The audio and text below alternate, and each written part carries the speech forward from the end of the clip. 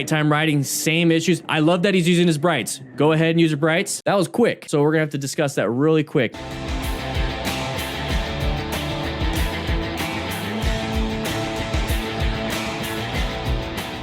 Now, this is the one thing I want to discuss is that he's using his brights when there's no other vehicles. It's perfectly fine to me. Do what you want to do. I personally will use brights if I feel like I need that vision. If I don't need the vision because there's not enough street lights, I'll turn my brights off.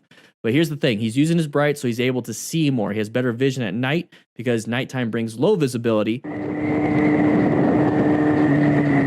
And that's what got out. A little coyote, but he was able to see it in time because of the high vision of his bright lights, his high beams, whatever you want to call it. And that's the thing, is he was able to see it and now do progressive braking, which is a fundamental skill, but you need to see. That's one thing that we don't teach a lot. It's one thing that's not hyper focused because it's not quantitative. So right here is why we do after action reviews. I want you to see these things so that it now burns an image in your head. Oh, I remember there was a coyote in that one video and oh wait, he saw it because of the high beams. I think I'm gonna start using high beams so I have better visibility. That's what I want you guys to start doing.